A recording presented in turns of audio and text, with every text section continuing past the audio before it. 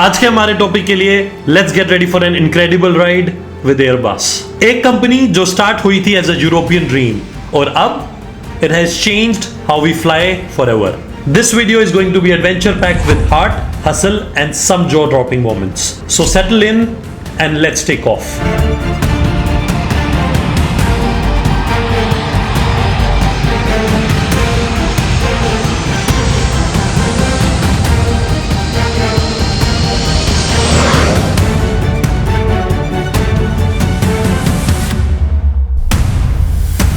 Airbus की journey को समझने के लिए we have to rewind back to 1960s। Europe bounce back कर रहा था वर्ल्ड वॉर 2 से, लेकिन कुछ top brains in France, Germany, UK and Spain were dreaming big. जिन 4 देश का मैंने नाम लिया उनकी खुद की प्लेन कंपनीज थी, लेकिन वो स्ट्रगल कर रहे थे to keep up with American giants like Boeing and McDonnell Douglas. ये 2 कंपनीज मार्केट लीडर्स थी और सबसे ज्यादा मार्केट शेयर इन 2 कंपनीज के पास था, इंक्लूडिंग बोइंग का फाइनेस्ट प्रोडक्ट उस टाइम का 707। फिर यूरोप को लगा क्यों ना हम भी एक प्लेन मैन्युफैक्चरिंग कंपनी को सेटअप करें। प्रॉब्लम ये थी no single country can build one big airline company alone. Ready.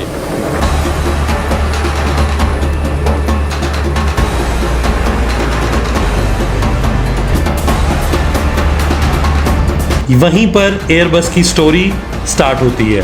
A bold idea to team up and take on the world. फिर ईयर 1967 में France, Germany and UK sit together और वो लोग सोचते हैं क्यों ना हम तीनों मिलके एक बहुत बड़ी एयरलाइन कंपनी बनाएं, और Spain joins the party later. It was like planning a huge group project, but everyone's got ideas. लेकिन एक आइडिया पे एग्री करना was tough. France wants to lead. Germany is all about engineering and the UK is worried about cash. लेकिन जुलाई 1970 में they created Airbus Industry, a team up of companies pooling their skills. France की एरोपेस्टेल, Germany की Dasa, UK की होकर Siddeley और Spain की Kasa, they all chipped in. A French engineer named Roger Bettelli steps up as the big dreamer. उनका idea था क्यों ना एक प्लेन बनाया जाए सिर्फ बिजी रूट्स के लिए, लाइक पेरिस टू लंदन, और इसी से ही आइडिया स्टार्ट हुआ एयरबस A300 का। Airbus A300, a jet that carries about 250 people and saves fuel compared to older planes. ये एक परफेक्ट प्लेन था for travelling from one European city to another, लेकिन इसको बनाना बहुत एक्सपेंसिव था।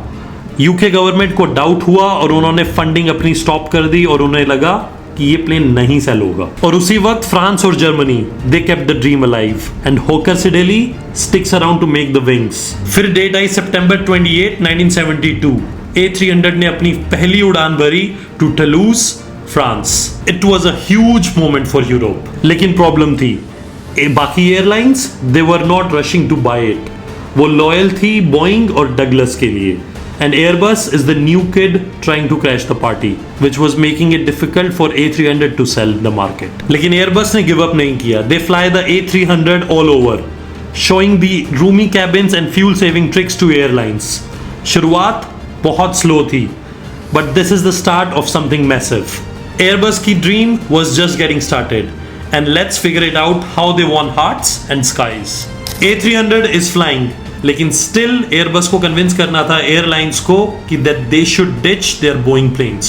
एयरबस का A300 was great, was magnificent, लेकिन problem ये थी कि बोइंग ऑलरेडी लीडर था और उसकी मार्केट को क्रैश करना या उसकी मार्केट के अंदर घुसना वाज अ टफ जॉब। फिर आया मई 1974। एयर फ्रांस खुद एयरबस A300 को फ्लाई करने लगा अपनी एयरलाइन में इंडक्ट करने के बाद, और स्टार्टिंग से ही पायलट्स को वो प्लेन बहुत पसंद आने लगा because it was very easy to handle and passengers are all about the extra leg room, और वो उन्हें इजीली मिल रहा था। लेकिन जो सबसे बड़ा गेम चेंजर आया वो आया ईयर 1978 में। Eastern Airlines, a big US giant, उन्होंने लीज किए 4 A300s ऑन March 15, 1978 just to test them out. वो प्लेन से इतने ज्यादा इंप्रेस हुए उन्होंने 23 यानी कि 23 एयरबस A300 का ऑर्डर दे दिया था। और उसके बाद क्या था, उसके बाद कोरियन एयर जंप्स इन और उन्होंने भी ऑर्डर दे दिया था एशियन रूट्स पे A300 को फ्लाई करने के लिए एयरबस को, and suddenly Airbus is flying global. ये सब कुछ क्यों पॉसिबल हो पाया? Because of just team work across Europe. France builds the body in Toulouse, Germany handles engineering in Hamburg, The UK's Hawker Siddeley crafts the wings and Spain's CASA adds key parts. हर कोई contribute कर रहा था कुछ ना कुछ तरीके से और कहीं ना कहीं से, और suddenly Airbus was not a risky bet. Leaders like Roger Betteley kept pushing, showing airlines that Airbus planes are reliable and they save money. A300 puts Airbus on the map, लेकिन अभी सिर्फ वार्म अप ही था. Next, they are about to drop a plane that changes everything. And now we are in 1980s and Airbus is ready to shape things up with A320. एक ऐसा plane जो iPhone है jets का. It's smart, sleek and total game changer. अब बहुत होगी इसकी introduction. Let's dive into how it steals the show.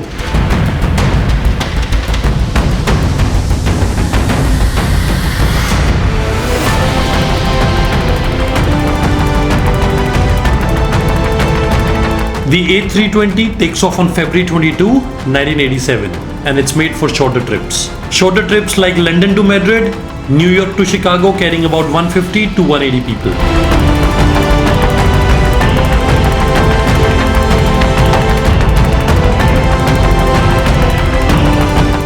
Special क्या था उसमें? Smart tech that helps pilots fly smoother and smarter. ये फ्लाई करने में क्वाइटर भी है और पैसे भी बचाता है on fuel for the airlines. इस प्लेन को फ्लाई करने के बाद एयर फ्रांस के पायलट्स ने बोला that this plane is really easy to fly, और पैसेंजर्स का फीडबैक था they love comfy seats and big windows. Lufthansa जो जर्मनी की एक बहुत बड़ी एयरलाइन कंपनी है, उन्होंने 25 A320s का ऑर्डर प्लेस कर दिया था एयरबस को. फिर A320 के बाद एयरबस ने लॉन्च किया स्मॉलर प्लेन्स A319 और बड़े प्लेन्स A321. और by the year 1995 over 40 airline companies across Europe, Asia and north America ordered hundreds of A320s, and as a result factories in Toulouse and Hamburg are working overtime. और A320 ने prove कर दिया था कि Airbus is not just keeping up with Boeing, they are setting the trends. Airbus ने A320 से prove कर दिया था कि अब वो सिर्फ मार्केट में बोइंग को कंपटीशन देने के लिए ही नहीं, इनफैक्ट ट्रेंड सेट करने के लिए अब मार्केट में रहेंगे. A300 और A320 की सक्सेस के बाद Airbus was flying high, but their setup was getting messy because France, Germany, UK and Spain they are working together. लेकिन कोई एक ऑर्गेनाइजेशन नहीं थी कि टीम वर्क नहीं था. Everyone was talking over each other. इसमें टीम वर्क की बहुत ज्यादा कमी आ रही थी. और फिर in the year 2000 they make a bold move to become one big team. On July 10th 2000 France की Aerospatiale, Germany's DASA and Spain's CASA, they join forces to create EADS, यानी कि European aeronautic defence and space company.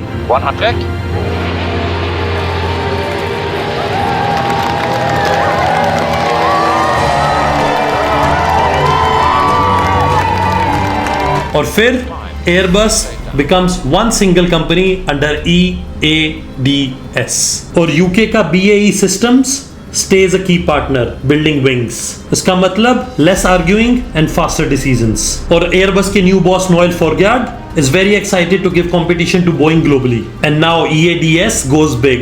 It gets listed on stock exchanges in Paris, Frankfurt and Madrid, raising tons of money to fund new ideas. EADS सिर्फ planes पे ही नहीं रुकी, उन्होंने helicopters और space projects पर भी काम करना शुरू कर दिया था. उनकी हेलीकॉप्टर की team was led by Germany, making choppers for transport. और उनका space division with experts in France and Germany builds rockets like the Ariane 5, launching the satellite in the year 2000. और by 2001 EADS is a powerhouse with Airbus bringing in most of the cash. France और Germany drive the vision, लेकिन Spain और UK kept the momentum going. It's like Europe saying we are stronger together.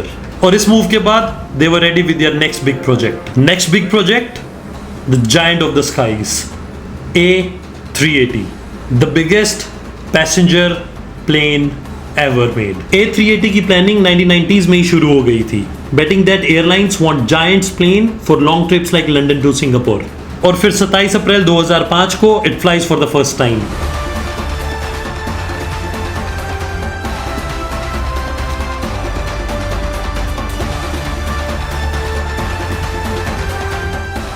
And Emirates was so happy with A380, उन्होंने 90 planes का order कर दिया था. And this beast was carrying 555 people across 2 decks with fancy features like bars and private suites. And Emirates was so happy with A380, उन्होंने 90 planes का order कर दिया था और सिंगापुर एयरलाइंस ने 24.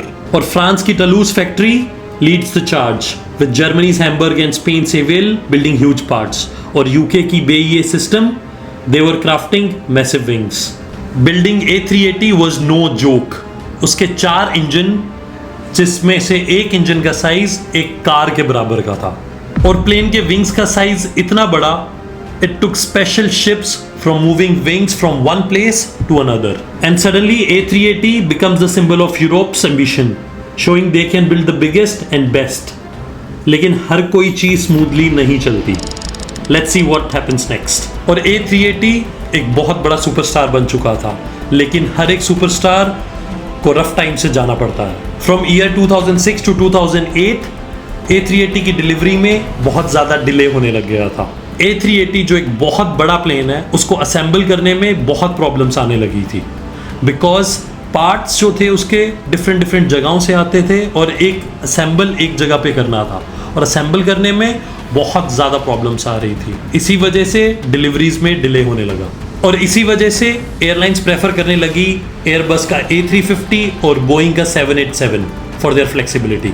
और फिर फरवरी 14, 2019 को एयरबस ने अनाउंस किया that they will stop making A380 by the year 2021.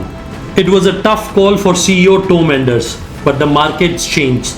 Still, A380 was a bold move, and it taught Airbus to listen to what airlines really want. Airbus जो पहले ही इतनी hardship से निकली थी, you cannot keep them down. और meanwhile उन्होंने 2 planes launch किए, A350 और A220, and they won hearts. A350 launch किया गया जून 14, 2013 को. It was perfect for long trips, carrying 280 to 366 passengers. It was super light, saves fuel, big windows and cozy cabin. Qatar Airways loved it and ordering 80 of those by 2024. And in July 2018, Airbus buys a smaller plane program from Canada's Bombardier, renaming it the A220. It was perfect for carrying short trips, carrying about 110 to 130 passengers. A350 and A220 was a big learning from A380. उन्होंने focus करना शुरू किया कि airlines की need आखिरकार है क्या. What airlines want? They want to save money and feel great. By mid 2025, airlines have ordered 1,429 A350s and 944 A220s.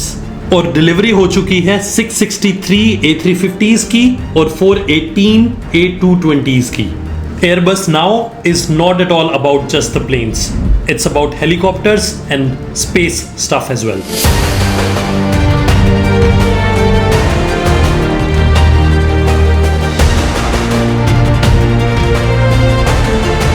Airbus की team led by Germany and France make choppers like H135 and H145. And since 1996, they have delivered 2,500 H135s for rescues and police work in 60 countries. इनकी speciality क्या है? They are super quiet, perfect for saving lives. और space में Airbus build करता है Ariane 5 rockets, launching satellites for GPS and weather apps since 1990s.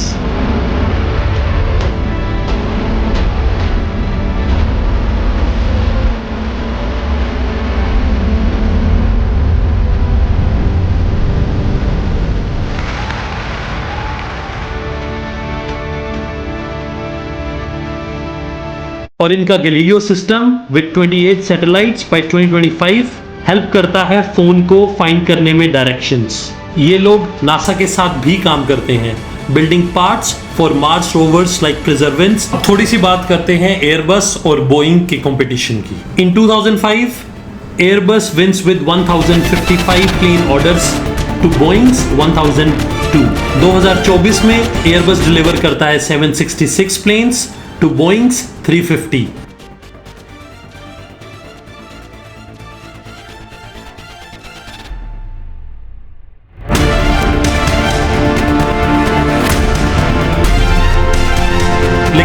Covid के बाद Airbus को बहुत प्रॉब्लम आई डिलीवरीज को टाइम पर करने के लिए, और इस चीज से टैकल करने के लिए they opened a factory in China in the year 2023, pumping out 60 A320s a year. Airbus का नेक्स्ट प्लान क्या है? Their plan is a dream of greener skies. सितंबर 21, 2020 एयरबस ने अनाउंस किए zero e planes powered by hydrogen to cut pollution, और उनका target है bye 2040 और 2045 के बीच में इन प्लेन्स को स्काइज पे लाने का। उनके डिजाइनर्स 3 डिजाइन पे काम कर रहे हैं। 1 जो प्लेन हो जो 200 लोगों को कैरी कर सके, दूसरा डिजाइन जो 100 लोगों को कैरी कर सके, और तीसरा एक फंकी सा डिजाइन प्लेन का। Airbus's big goal is to make flying carbon free by 2050, keeping the skies open for future generations.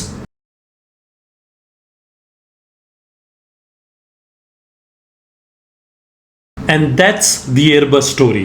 From a 1967 dream to leading the charge for a greener skies. And thank you so much for being with us in this Airbus's journey.